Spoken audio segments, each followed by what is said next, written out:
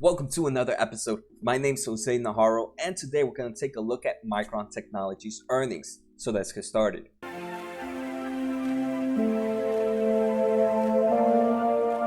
So this is going to be quarter two for MU for the fiscal year of 2020.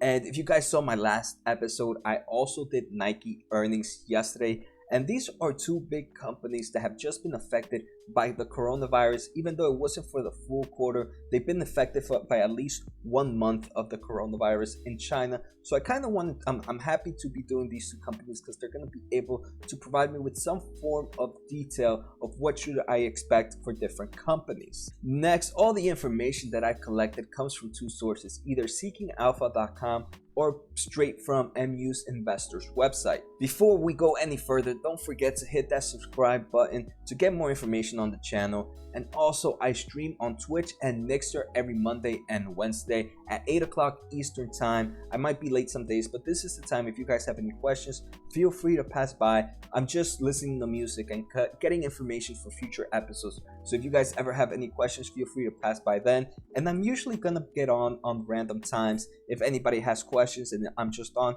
just feel free. All right, so how this episode is gonna go. First, we're gonna take a look at after hours. Then we're gonna take a look at the results of earnings. We're gonna take a look at any information that this company has provided for the earnings call. And finally, we're gonna take a look at a valuation that I would give this company. My evaluation is not 100% valuation. It's just my opinion based on my risk analysis, based on the type of investor, and it could be different from yours, and that's perfectly fine. The good thing about this game is anybody could be right. So it just all depends that you follow a plan and you stick to that plan. And with my plan, I give a company certain valuations, and it seems to have been working out for now. All right, so now let's take a look at Micron's technology after hour. After hours, this company is up 5.46% after reporting earnings and is sitting at $44.82. And just for information purposes, at all-time highs, this company hit about $60 just about a month ago, maybe a little over a month ago. This company was sitting at $59.99. So even at the current price after hours, this company still has to do 30% gains to make its all-time highs. So sometimes, right, if you're an investor and you believe that we hit the bottom already, if we hit the bottom, you already made 20% in 2 days. But it still can go up. If you believe that was the bottom, you still have 30% gains from there, which are still really good buying opportunities if you believe the bottom was met already. So let's take a look now at the earnings result. The company reported non-GAAP earnings per share of 45 cents, which beat analysts by 80 cents. And GAAP earnings per share was 36 cents, which also beat by 8 cents. Revenues was sitting at $4.8 billion, and it beat by $110 million. Decent gains in both, decent beats in earnings per share and in revenue. But revenue year to year is almost 18% down compared to the same time last year. All right, so now we're going to take a look at the results this company provided. And first, we're just going to take a look at highlights that come from the PDF file and highlights from the PowerPoint presentation. So for fiscal year of quarter two of 2020, revenue is $4.8 billion versus $5.1 billion last quarter and $5.84 billion at the same time last year. So we can see quarter to quarter and year to year, this company's revenue is much lower. GAAP net income was $405 million with diluted earnings per share of 36 cents. Non-GAAP net income was $517 million and diluted earnings per share of 45 cents. Operating cash flow for this company is $2 billion versus $2.01 billion prior quarter and $3.4 billion same time last year. So this company has a very strong operating cash flow, and that's pretty impressive. Even though it made less revenue than last quarter alone, it only made about $10 million less in operating cash flow. So that's pretty impressive there. Micron also says that they did deliver a solid second quarter results at the high end of their guidance, and that's despite the unfolding coronavirus pandemic that is happening. So that's pretty impressive that they met the high end of their guidance. All right, so next let's actually talk about the coronavirus update. A lot of these companies are giving an update and how they plan to work with this pandemic happening to keep business floating. So for the near-term outlook, they see stronger demands from data centers due to remote to work, increased gaming, and e-commerce activity. So this is actually pretty good to know that. And now that I know this, I'm gonna really start looking at companies that have to do with data centers, that have to do with remote work, gaming, and e-commerce activity. A lot of people have been really looking at the remote work companies, but I don't think many have seen that huge jump in data center and gaming companies. If you guys have been watching my channel, I've been really bullish on gaming right now, so I'm pretty happy to see this, but I'm going to try to diversify into more data center and e-commerce, even though I'm pretty heavy in Microsoft and Google. They say data centers demand in all regions looks strong and is leading to supply shortage. Recent increase in demand for notebooks to support work from home and virtual learning. So anybody who's making notebooks is pretty. They're seeing a huge increase in that. They are seeing a decrease in smartphones, consumer electronics, and auto demands below prior expectations, which I mean makes sense. A lot less people are really worrying about any type of consumer electronics opposed to those to get their work from home and virtual. Next, they mentioned that smartphone, consumer electronics, and auto demands are below prior expectations. So this is pretty cool. Even though certain companies have not reported earnings, just by looking at this near-term outlook, we get to see where the business is actually flowing. And they're moving supplies out of their smartphone and data center markets for both. No, they're moving it out of their smartphones to the data center markets for both DRAM modules and SSDs, just because of the huge demand of that item at the moment. So I think that's actually pretty good news for Micron Technologies and any memory company in that aspect. Next, let's talk about the repurchase program. This company bought about $785,000 for $44 million. That gives an average price of about $56 per share that Micron bought. If they would have waited a few months, they probably could have picked it up a lot cheaper. So if you bought Micron now, you're doing a lot better than they did. Next, let's take a look at the outlook this company has provided for Q3 of 2020. They estimate revenue to be $4.6 billion to $5.2 billion. Just because of the strong growth and demand that they say that they have, I expect them to be closer to the upper range of that value for next quarter. So just to keep in mind, previous revenue same time last year was about $3 billion. So if they hit somewhere about $5 billion, that's that's over 80% increase in revenue year to year. And that's why previously, if you guys have been following Micron, there was a huge drop in price, and it was just because the slowdown was happening, and that did happen. We can see $3 billion same time last year, but the demand has picked up again, and that's why we're seeing that price go up. But this company is a very cyclical company, and it's something to just keep in mind of when researching this company. They estimate gross margins to be about 30% plus or minus 1.5%, and they expect diluted earnings per share to be 41 cents plus or minus 15 cents, and that's pretty similar to what they have now.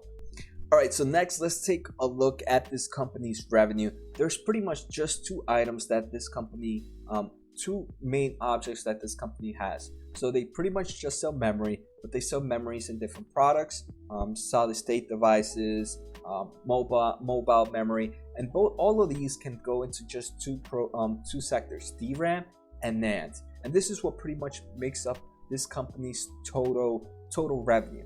But then, like I mentioned, if we break down where this revenue comes from, they have solid state drives, they have mobile, they have data center, graphics, and PC, they have automotive and industrial. And I'm here highlighted all the information that they mentioned for this. For solid state devices, they mentioned that record consumer revenue and strong growth is happening on solid state drives. On the mobiles, they are working on this first LP5 DRAM memory, which is going to enable longer smartphone battery life and high performance image processing. So that's pretty good, right?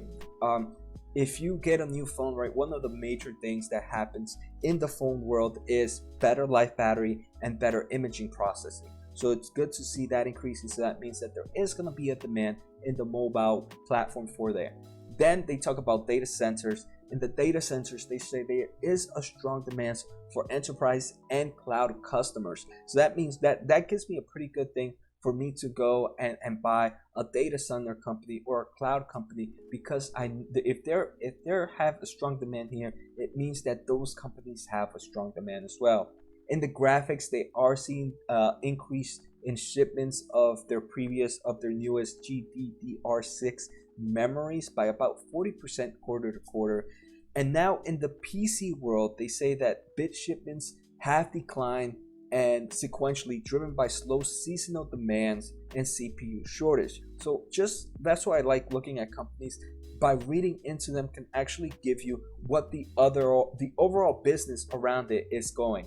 They are seeing increases strong in automotive and in the industrial world, which is pretty good, but the two I'm mainly focused on are the data center and the solid state drives.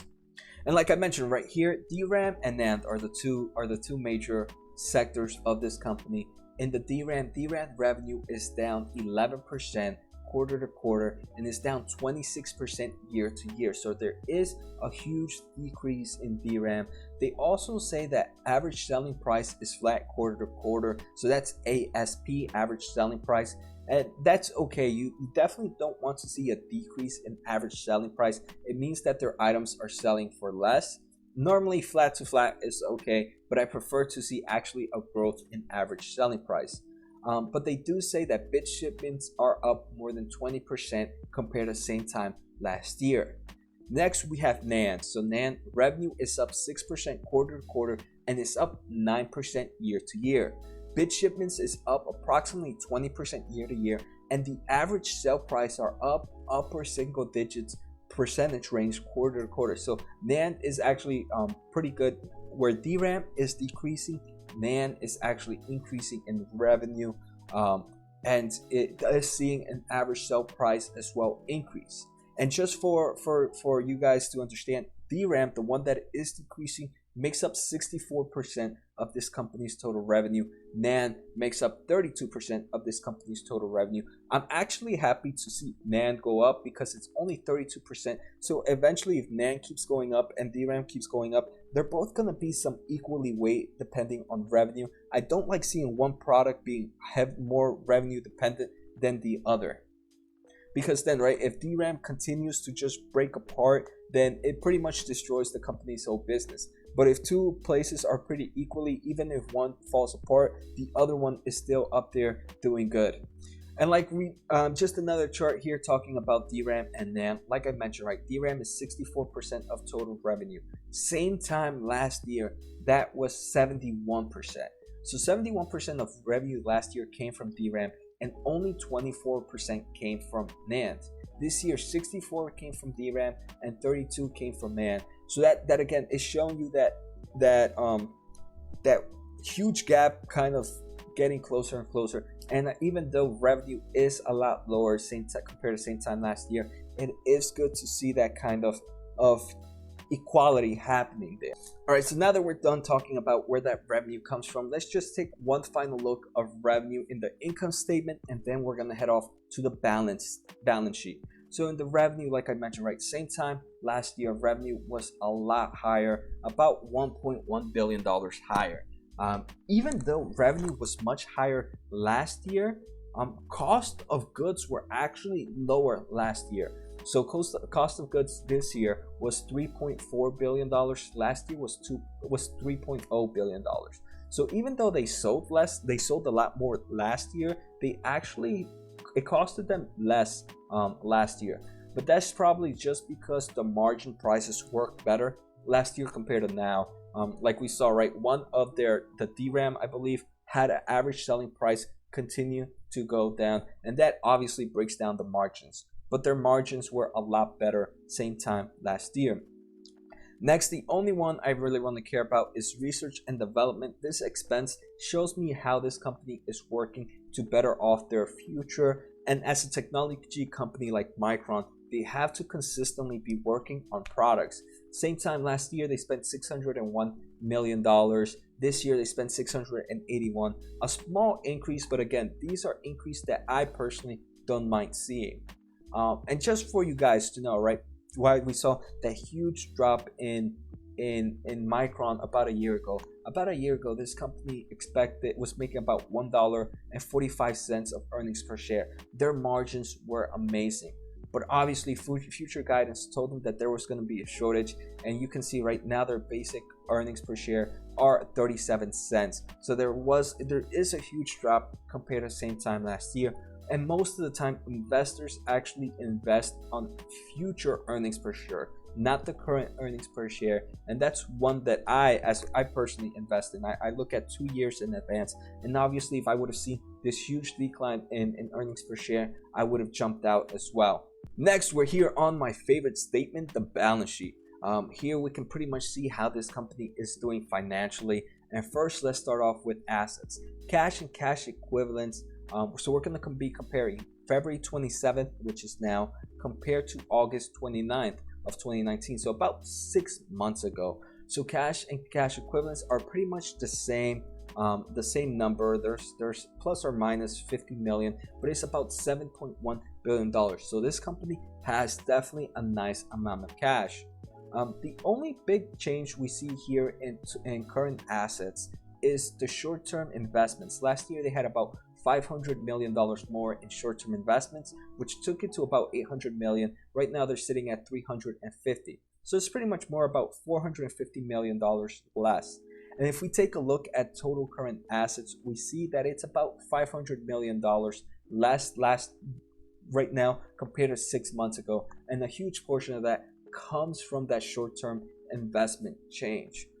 I don't think it's a big change to really throw a red flag for me, but it's good to know that decrease in total current assets.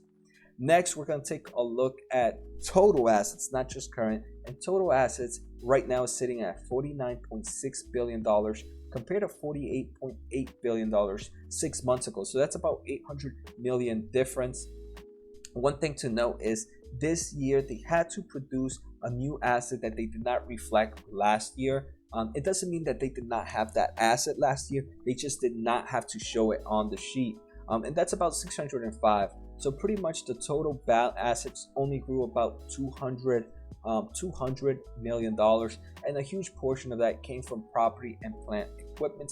So again, their total assets to me are pretty much flat compared to the same time last year. No big change here and nothing to really throw a red flag my way. Next, let's take a look at liabilities. Total current liabilities is down about $500 million compared to 6 months ago, and the biggest portion there was actually just current debt. Current debt last year they had to pay some debt of $1.3 billion, where this year they only had to pay $0.2 billion. But that again, current liabilities, seeing that small change doesn't really affect, especially because it comes from current debt. Sometimes you just have to pay a little bit more on your credit cards compared to the next quarter, and that's exactly what happened here. Next, let's take a look at total liabilities.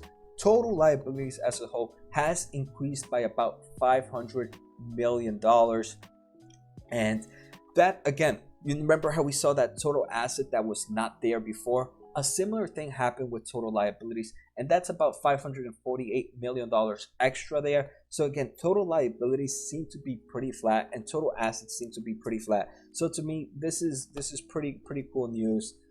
They did though increase their debt by a bit. Long-term debt 6 months ago was $4.5 billion. Right now it's sitting at $5.2 billion. So they increased it by about $600 million, and that seemed to have happened in Q1 of 2020, so last quarter. But again, nothing here is really throwing me red flags. This company has enough cash to actually pay off its total long-term debt and its total current debt, which is something I like to see, especially during a time right now with the coronavirus where some businesses are taking a hit. This company will actually be able to survive just fine. All right, so now the final thing is my thoughts on the company. First, I want to see Micron is seem like I do like a balance sheet. A balance sheet is one of my favorite things to really use to make sure I'm investing in a good company. And the balance sheet for this company is pretty good. We're seeing a net cash flow positive, even after they pay their current and long-term debt of about $2 billion. Two, we're seeing a huge increase in demand in their NAND products, which have the data centers, which have the solid state drives. And I think this is something that in the future is going to continue to go up. Next, what else do we see? I don't really see any really big negatives, except that right now, this quarter did not include the coronavirus affecting Europe and America. But I still think that the amount of requests is going to increase more, just because more people now are even looking for more teleworking advances. So just based on that, I think the company is doing pretty good. And if the price is right, I feel like I would invest in. And depending on how it opens tomorrow, I might take in a position on Micron Technology. So let's take a look at future PE ratio. So based on for this quarter of for this year of August 2020, this company is expected to make $2.20. $2.20 at the current price of $44 gives this a forward PE ratio of 20. That's a decent value. But now let's take a look at 2021. At 2021, this company expected to make $5.31. $5.31 divided by 44 gives this company, hold on, let me see. This company is sitting at 44 divided by $5.31 gives this a PE ratio of 8.28. 8.28. So that to me is pretty good price. But remember, I say that this company is it's like a sine wave. Sometimes it's up, sometimes it's down. So actually, this range right here of 20 and 8, I think is pretty good. Gives me an average PE ratio of about 12, I would say 12, 13, maybe 14. But I think that's still pretty good, and I'm liking this. And it's based on what this company showed. I think this upcoming opening, I will open up a small position on Micron Technology. So let me know what you guys think. Let me know what you post. Let me know what you guys think of the company, and let me know if you guys want any other companies. Take care, have a good night, and see you next time.